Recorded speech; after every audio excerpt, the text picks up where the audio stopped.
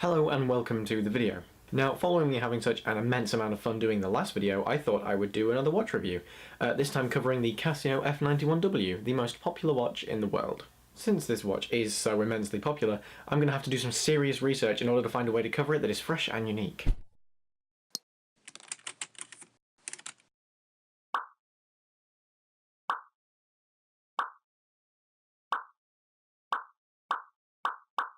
Anybody who was wearing this particular brand of Casio watch, which was handed out by Al-Qaeda to their fighters because it was used as a timer for setting off devices. So anybody who happened to have this very popular watch on was immediately picked up, and a lot of them ended up in Guantanamo Bay.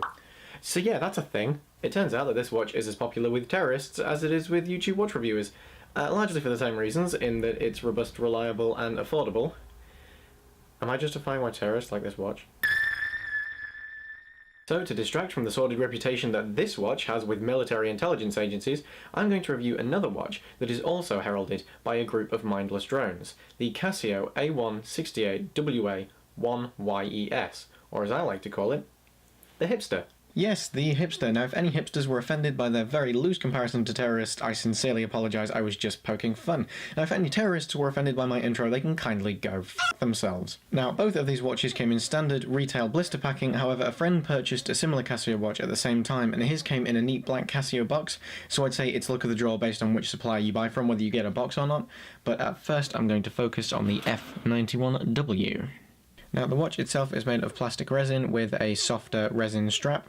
The strap can obviously be removed, and I've seen some nice combinations online. However, I use this mainly as a workout watch, and I use it to time my runs, so I don't fancy getting an expensive aftermarket strap, all sweaty and gross, so I've just left it on the standard resin. Obviously, it's got very retro styling, I would say, for the design of the face. It obviously has not changed since this watch was launched in, I believe, 1994. I will put a correction here if I was wrong. I wonder if I was wrong. If I was, go away. Obviously, it's just got a screw-down case back there with a bunch of the information and telling you that it's stainless steel and that you shouldn't remove the back yourself, even though you probably could if you wanted to. On to functionality, if this watch was a person, it'd be the kind of guy that could somehow do everything, and you're like, okay, Alan, you're just gonna put up that shelf after doing advanced calculus to help NASA. Oh, and perfect, now you're just gonna professionally groom your dog. Go away, Alan, because nobody likes Alan. However, we do like this watch. First of all, you have a choice between 24-hour and 12-hour time. This is obviously on the stopwatch, and I hadn't noticed until now. Spoiling the functionality of this watch. You have a choice between 24-hour time or 12-hour time. I prefer 24 hours, so I've kept it on there. However, you just have to click here to change it. Magic. Prefer 24-hour myself. At the top of the window there, you obviously have day and date, and if you click this button, then you get the worst LED light of anything ever. I will obviously put up a picture of how it looks in the dark. So it is completely useless in my experience, but it's nice to have it there, and it's good and retro and all that jazz, and you use the button to reset the stopwatch, which is what I primarily use it for. You can also set this watch to beep hourly. Now, the friend that bought his Casio at the same time as me accidentally set his to do this, and he had to suffer through that until he eventually swallowed his pride and asked me to turn it off. Now, this watch is officially rated splash resistant. However, plenty of people report having gone swimming with theirs and it being absolutely fine, so I thought I'd put this to a very scientific test. Seems fine, but again, take this with a pinch of salt, as this is reputation and not officially recommended. Now, moving on to the A168WA1YES. Wow, what a jump. This watch has all the functionality of the F-91W, with a few notable exceptions.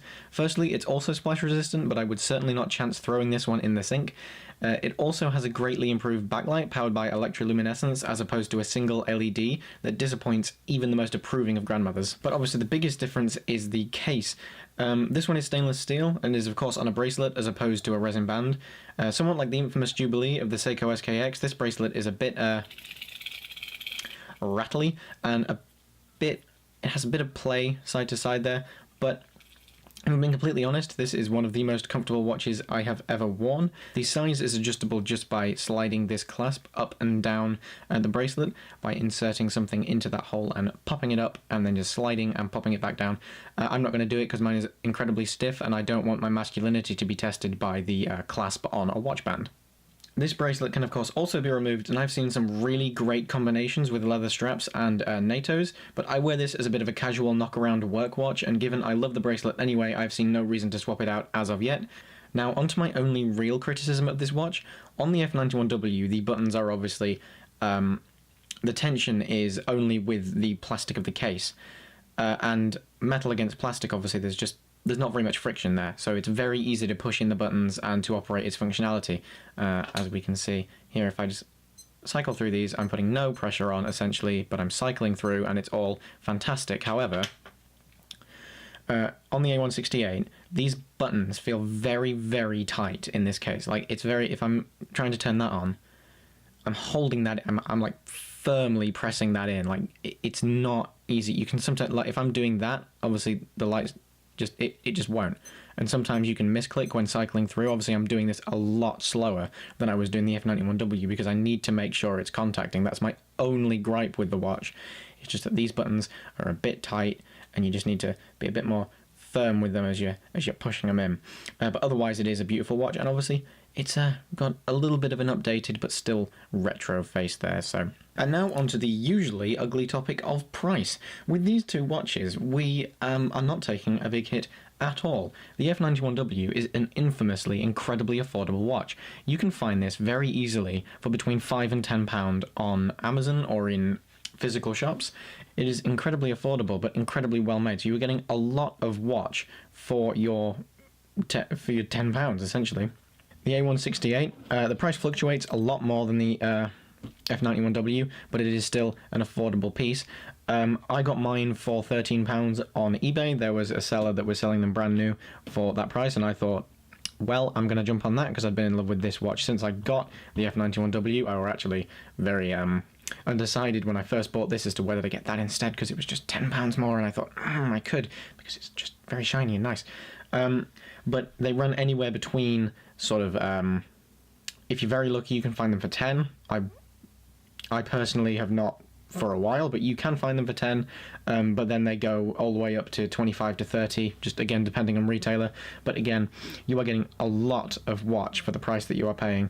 Obviously, have a go on it. Now, both of these watches have the exact same dimensions. They are 34 across. Now, this looks very good on my wrist because I have 6.5-inch baby wrists.